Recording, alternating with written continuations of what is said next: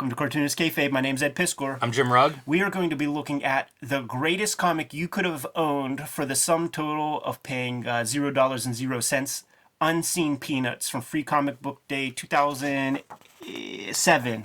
First, Jimmy, what do you have? I have The Plain Janes, just in time for the holiday season, my young adult graphic novel with Cecil Castellucci about a bunch of high school students in the suburbs that get bored and start making public art a la Banksy and disrupt their local community quite a bit. This is available wherever books are sold, including comic book shops, bookstores, and online, and suited for all ages. So the perfect book or gift for the young adult reader in your life. You can also join me on patreon.com/JimRugg, where you can download out-of-print zines and mini-comics. I have about a dozen of those. You can also see original art, process, scripts, and how I make comics and pages and all of that good stuff. Basically what we do on Cartoonist Kayfabe, aimed at my own comics output. So join me on patreon.com/JimRugg for all of that. You can't disable the power of the label, Jimmy. And this Unseen Peanuts, published by Fantagraphics, publisher of the world's greatest cartoonists. They also published Red Room by Ed Piskor. The Antisocial Network book is coming to comic shops near you November 9th. Murder on the Dark Web for Fun and Profit is the name of the game in the Red Room universe. And I spent the summer building this thing into a proper book collection. Lots of extra artwork. You see it here right off the jump, man. 70 extra pages of material, forewords, director's commentaries, first drafts of the comic, all sorts of stuff. Character designs are in the back. We'll do a big video of this in next week or whatever. You can also pre-order the next round of Red Room comics that are going to be hitting the shelves in December. Trigger Warnings is going to be called that season of comics. You can pre-order those at the Fantagraphics website and the link tree in the description below this video. My Patreon's there as well if you want to read the serializations of the current Red Room comics. Now, Jimmy, the Free Comic Book Day, Unseen Peanuts, 2007, Fantagraphics. This is a fantastic document in more ways than one. In the intro, written by Kim Thompson, he's laying it out for you, man. This is the most reprinted comic strip by a wide margin of any comic strips in existence. Lays it out, over 300-something books. And it could conceivably be easy to imagine that every single strip that existed could be reprinted in those books 3, 4, 5 times over. But that was not the case, man. There are many, many orphaned strips as Charles Schulz was developing the universe and the language, the idiom of Peanuts comic strips. And certain things over the years just fell by the wayside, man. Between 1950 and 1960, 1,200 strips. Out of 3,700. It's almost 1 out of 3. Yeah. That weren't reprinted. Yes. And, some of the stuff, it's real cool also that Kim Thompson conjectures why that might have been. He lays it out here. Mediocre strips, ones that just don't hit. Man, when you're doing a comic strip every single day, gonna take a flyer every now and then. Especially Sparky Schulz, he wants to go play hockey. He wants to go, he's got his own ice skating rink. You think that guy doesn't want to get out on the ice, put on the blades?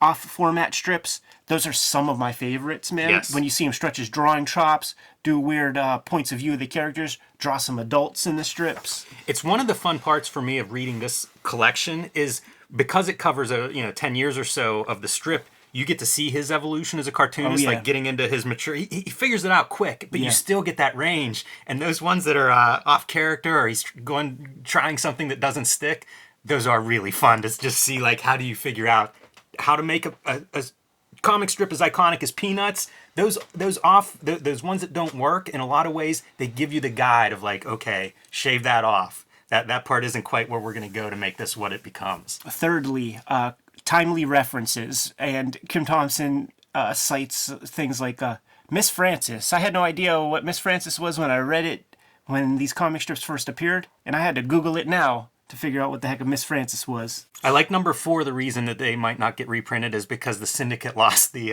like the masters or the proofs for them. That's great. Human error, of course. That's why you got to call Bill Blackbeard in the mix, man. You know he's got them.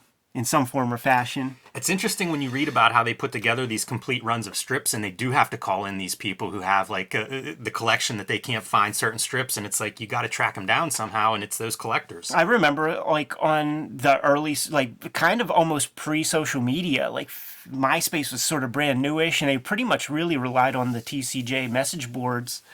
The Fantagraphics guys put it out there. We need this strip, this strip, this strip, this strip. Does anybody have it? I remember that. The other great conceit of this document is the running Kim Thompson, I presumably Kim Thompson commentary, along with these heaps of strips where he's kind of giving his point of view as to why these strips might not have seen the light of day. And, it's pretty good insight. Every now and then, man, there's one or two where it's like, well, I guess you had to write something. So, you talk about the countertop being a little cubist. Well, that doesn't look like a bad countertop to me. Anyhow, man. Yeah, let's dive into a few of these things. Yeah. There are certain ones like in this universe, they never call out the characters' ages. And in this one strip, very specifically, Charlie Brown is 4 years old. And then that goes by the wayside. Man, we get that out of here. This is pretty interesting to see how much drawing he's doing. Yeah, in both because of these. All of this stuff gets pared down. We all are familiar with Peanuts, and it's like, this is not the way he would approach the drawing of most Peanuts strips. But in the early days, working it out. Good to have it in here, too, because people often look at the simplicity of Peanuts and just imagine that that's the level of skill that Charles Schulz is able to command. Nah, homeboy could draw. Yeah, no doubt about it. Off-model Lucy. With the bug eyes. With the big bug eyes, man. This is a good one. Like when you create a Snoopy, you don't know that you're creating an iconic brand that could make you $1 billion. So, when you have Sparky Schulz draw Snoopy and Old Sparky, maybe you don't reprint that one in the little paperbacks that kids love and adore. Yeah, no doubt. These are fun. The speculation is it's just too violent, too brutal, I think, is Kim Thompson's words. And you can see that, what's happening in these. Although I love this part where it's like Schulz drawing outer space around Lucy. Pretty fun. There's a lot of it's Ditko Doctor Strange background around Lucy. But it's fun to see those kind of shorthand cartoon iconography, interpreted by Schulz. This one is a cool one. In those paperbacks, printed black and white, and the gag relied on 3 different shades of green. But I'll be honest, just seeing the different facial expressions is plenty. It's very effective. You don't need the color really. And of course you would get that part because that's what Schulz is doing. Even if the gag is green, he's still dealing with it in black and white when he's drawing it. So it comes through like it's kind of got to work in the black and white. Yeah, it would be like the hack who would just photostat the same panel 3 times. Here's the topical stuff, man. I guess before zip codes, it was called a zone number. This is, they're reading war comics, and they're going through, like, Civil War and World War I and World War II and Korean comics, and Charlie Brown's, it says the next issue has him worried. He's right. That's goddamn right. Just violence, man. Lucy beating her little brother on the head. There are so like the other thing of reading these is just seeing like even if these were chosen not to be reprinted, many of them still work really well as like that gag. Absolutely. Why is she hitting him for? Because he was there. It sums up the Peanuts stuff like a lot of these going through. You just get that worldview of what informed Peanuts. Right. This is a fun one, man. A character that like never even saw the light of day in reprint packages, man. Charlotte. Braun or Brown, Jimmy? B-R-A-U-N. It's Braun the Shaver, right? It's Braun Strowman, the wrestler, right? But it's Brown for real, if you ask a German fella. Yeah, I like these parts too. There'll be a couple of these where like a big run, like 8 or 9, 10 strips were not reprinted. This being one of them, and this feels like just a misstep. This is essentially the girl version of Charlie Brown. You've already got one of those. Just didn't quite work maybe the way Schulz thought it would. The opportunity you have doing something 365 days a year is you could throw some spaghetti at that wall.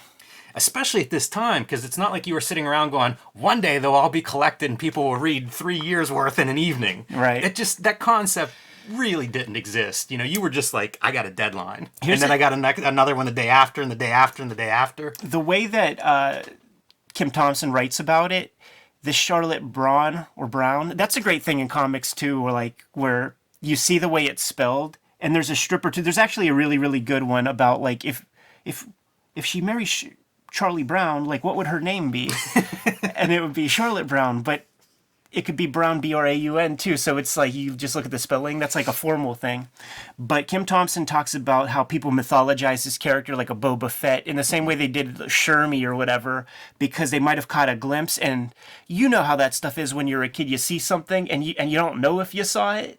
And you certainly have no evidence of it for decades. Like, no, I swear to God, there was a girl, Charlie Brown. I'm telling you. And then... Yeah, that's a great one. Much later, you just go, oh, yeah, there really was. I don't think of Schulz as a formalist kind of, you know, he's not Ernie Bushmiller. Right. Playing with the form. But he does in a very subtle way. And Charlotte Brown's a great example where, like, her hair is just a squiggly line. Yeah. I love that stuff. And there's lots of examples where he's just, like, figuring out how to keep these characters interesting visually, but also not go outside of the aesthetic of Peanuts. And that kind of like squiggly line, that's some of my favorite kind of comics drawing. Oh, absolutely, man. Now, we saw the very sort of drawn strips from Peanuts. I don't want to say overdrawn because they look beautiful. Sure. Let's see a real pared down strip, man. Yeah, this is, let's explore the world and let's not pull the camera back that far again.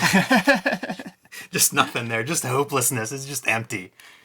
This is one of those you might see in comics where the world's being erased as it closes in on you. This is another of the formal experimentations where he's playing with screen tone. Yeah, man. I love that too, of course. Very weird for a Peanuts comic. And it really feels like this is one of... There's a handful of these where they feel like they get into that Bushmiller, Nancy kind of territory, and ultimately not the direction he would go with Peanuts, but a few of those examples that show off that kind of... Again, doing it daily, you know, you've kind of got to go down every idea in a way. When you see all of these strips here ganged up together, that looks awesome to me, man. I kind of love it too. It's really intense. It's the entire Ivan Brunetti thesis of like comics making. Keep the camera, you know, in that static view, you know, just get the point across kind of stuff. And this got shelved from the books because there were however many of these things, which is just, it was just an 8-day period. But imagine people paying so much attention to the newspapers that they actually write to editors and stuff because of the redundancy of their favorite comic strip. Yeah, a raft of complaints from editors.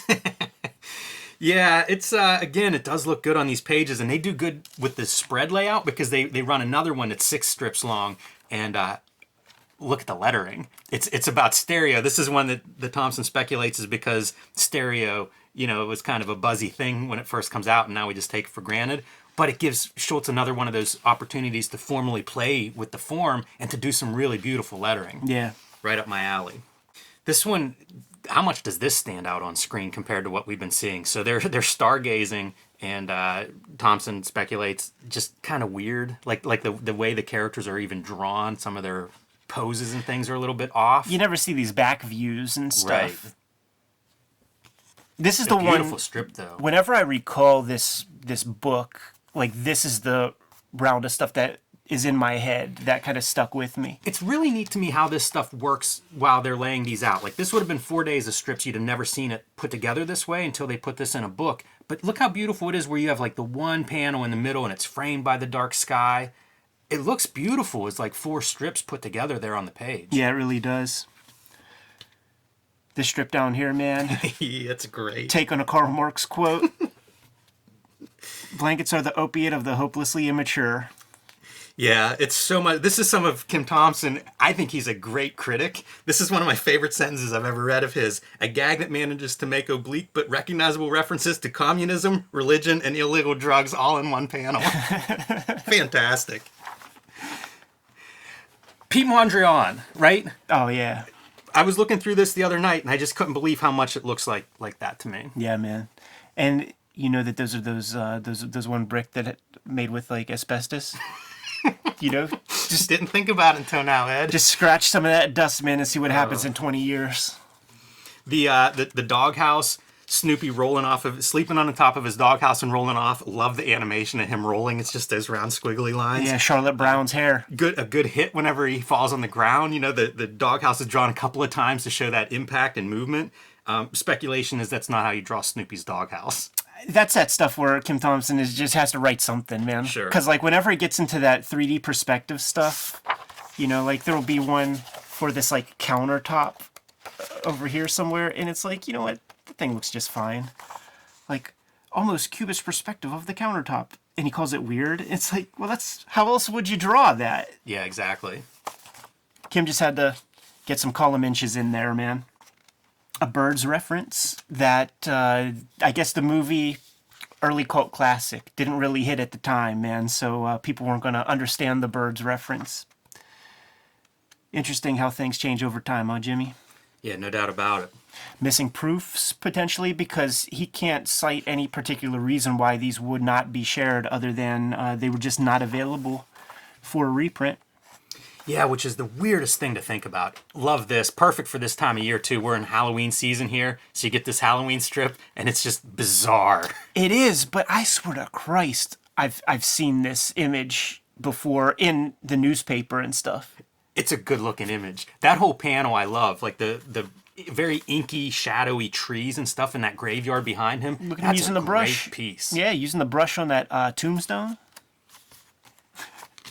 This whole bit is about Charlie Brown has eraserphagia, where he has the disease of chewing on pencil erasers, and all the gags are about, yeah, he's got a belly full of pencil erasers and stuff, and of course they're like, yeah, maybe you don't sell that to kids for fear of copycats or something Yes, like right. that.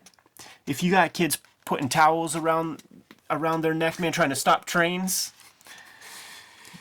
Yeah, no doubt about it. And another one of the great Kim Thompson isms in this one is Birds with Slogans series seems more like a BC gag than a Peanuts one. Cutting promos, man. Exactly. Such a cool comic. Could have been yours for the price of $0.00. Intergender wrestling, beat up by a girl bully. Yeah, there's fat shaming in here and stuff. Like Linus gets fat shamed.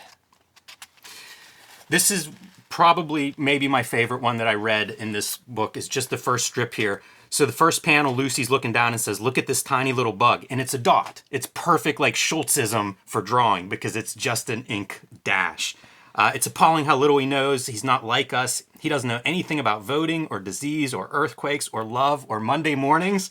And Linus says, who's better off? It's the greatest. To me, that sums up Peanuts, and my whole reaction emotionally to Peanuts is in that strip. And it even has some of that great drawing stuff of that simplified world. It's magnificent to me. That's a perfect comic. Yeah. Even these strips that are considered clunkers or whatever, man, they still have that vibe, man. They still do. have that energy. Yeah, and sometimes it's more obvious in these strips they're a little bit off or something different that didn't really make it in, but they still have that sensibility. It still shows, even in the BC-like gags. Every now and then, man, there will be strips where Schulz is accidentally like reusing the same gags. Yes. We were looking at the complete Far Side, and Gary Larson at times is like, you know, to my embarrassment, I came up with the same joke a couple of times over. You know, you do comics long enough, you might forget some earlier things. That's so funny. Just 11 months earlier, repeated the same thing. Can you imagine? Because it's not like he's just, certainly at this point, this is codified Snoopy. The gravy train is rolling. So he's not a guy who's just sitting there drawing 365 strips a year. He's doing deals, animation specials, signing off on all the tchotchkes and nonsense. Like I read somewhere recently, the average millionaire has 7 income streams. And, you know, in our world, that could be 7 books, each one an income stream of its own. Well, what if you have plushies and TV shows Movie deals. and Hallmark cards and little, you know, baubles, piggy banks, all that kind of stuff, man. Man. That's why Marvel sells not for 4 million, but for 4 billion. That's goddamn That's right, got to man. be like 7,000 income streams. Got to put that multiplier on it, no doubt, man. Anyhow, when Free Comic Book Day comes along, you got to make sure you go to the comic shop because you don't want to miss out on getting potentially one of the coolest comics that money can buy for the price of nothing. Fanta's made some really good free comic books over the years. Drawn and Quarterly has done it. I love whenever whoever is publishing them leans into it. Yeah. And whenever you have archives or access to the stuff that some of these big publishers have, like you can put together a beautiful comic. I mean, we're it's a steal at twice the price. It's got that right, man. Good luck trying to find one of these, though. Who knows what they would cost right now, man.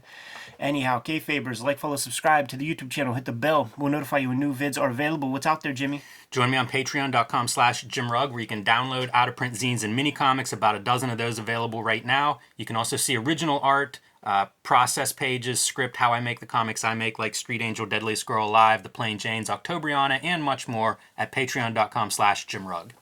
Red Room Comics, The Antisocial Network trade paperback hitting the shops November 9th. Murder on the Dark Web for Fun and Profit.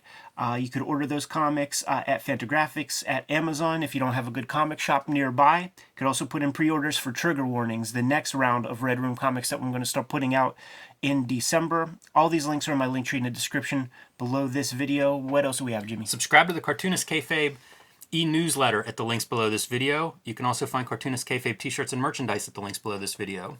Give them those marching orders, Jimmy. We're going to be on our way. Read more comics.